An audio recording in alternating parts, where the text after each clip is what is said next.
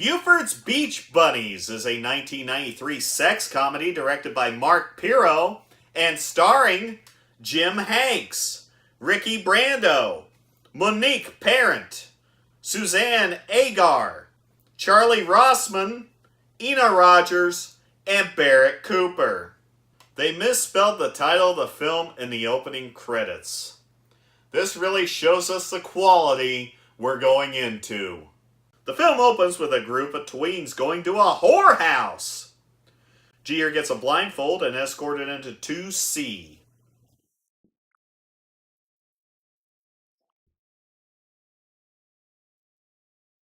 Okay.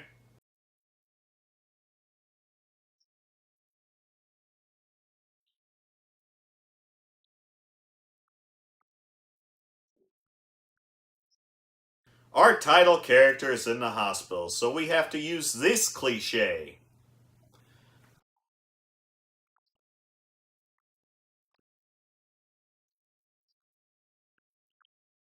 What about the forehead things they have now? That'd be a hell of a lot more comfortable.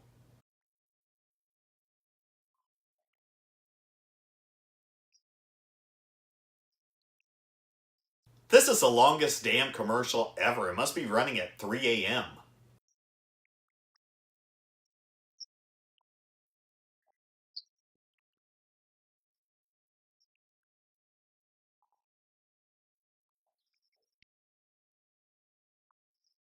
As you can tell, the sound on this copy I got my hands on is a little off, but who gives a shit?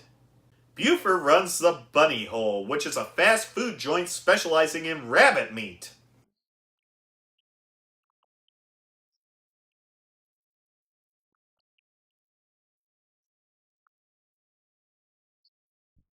Jesus. We see the ins and outs of the restaurant.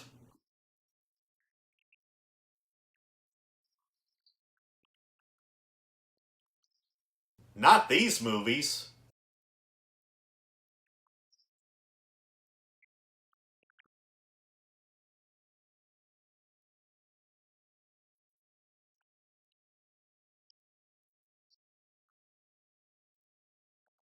I'm rolling my eyes at that line, yet I feel a need to write it down. That's some sweet John Earthquake Tenta action. At the hospital, Buford's son Jeter shows up and shows us some of that Hank's Forrest Gump action before Forrest Gump was actually released.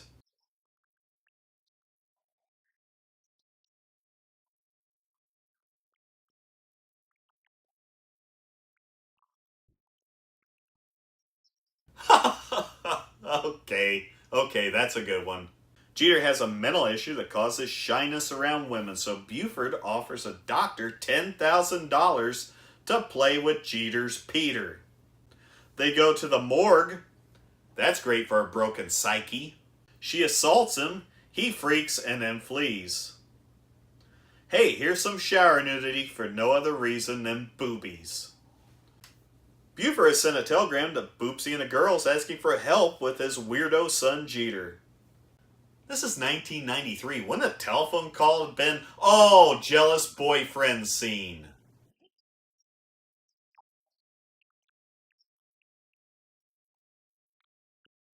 This movie is so cheap, they couldn't afford a punch sound effect.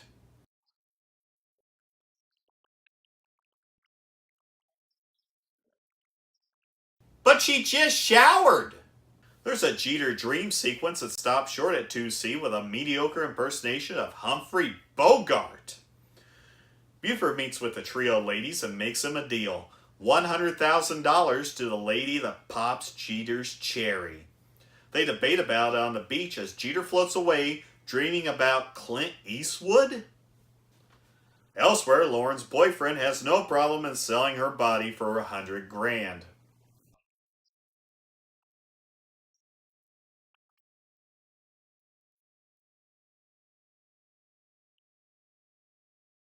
Seriously, that should have been the name of this movie.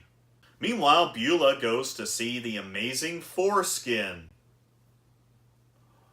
To set up a scheme to send Jeter back to the funny farm for some reason. On the beach, Lauren is once again pressured for sex, then dumped. She then hangs out with Jeter and has a discussion about his dreams and that they can be from a childhood trauma. Then Boopsie arrives and makes her move, playing the dying dad card and taking him back to her place.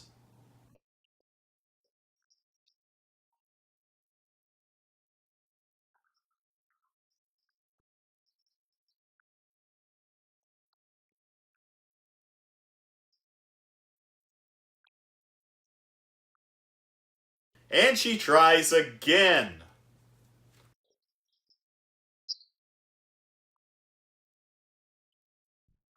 Holy shit! Jeter goes home and here comes Ambidextrous. Seriously, that's her fucking name. There's some tarot card shit, then Boopsie and Scott arrive to apologize.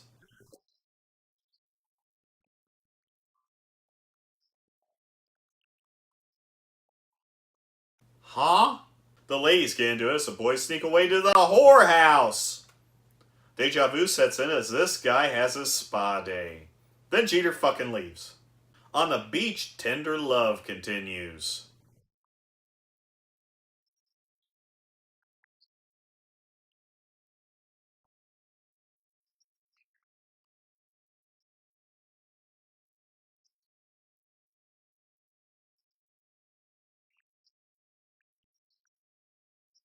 Seriously, this movie can't afford fucking sound effects.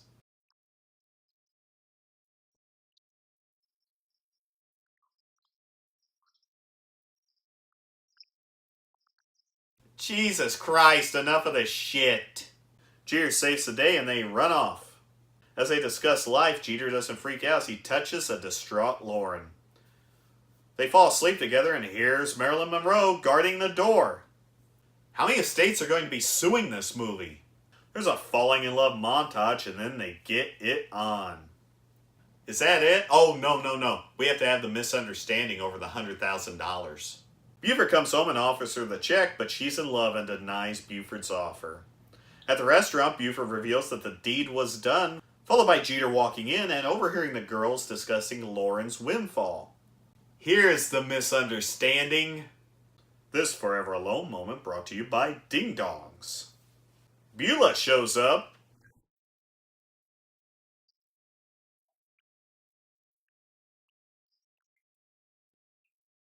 Does she always have fly sound effects? And drags him to a buffet where Foreskin hypnotizes him into washing his hands and ripping a woman's blouse off.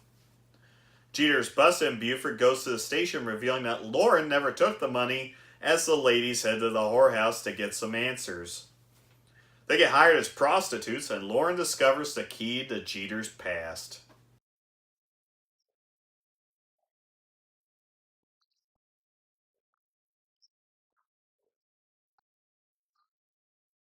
What the hell is it? They bust Foreskin with the help of Scott and Jeter goes before a judge to decide his mental health. Everyone arrives with Foreskin admitting he hypnotized Jeter and the truth comes out about what happened in 2C.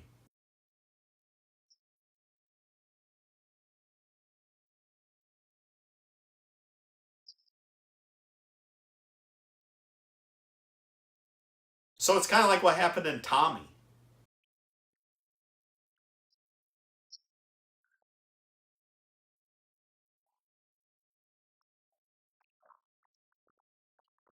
And now she's dead. What the fuck? Jeter is declared sane and they all lived happily ever after. The title of this movie was misspelled. What more do you need to know? It's your basic cliches of guy trying to lose his virginity and a misunderstanding over it. Same old, same old. The problem with Buford's Beach Bunnies is it doesn't really pull it off in a genre that's filled of the same shit. I'm not going to go too much further. It's crap, and I don't think we'll be able to find worse. Guess what? Now that I've said that, we're probably going to find worse.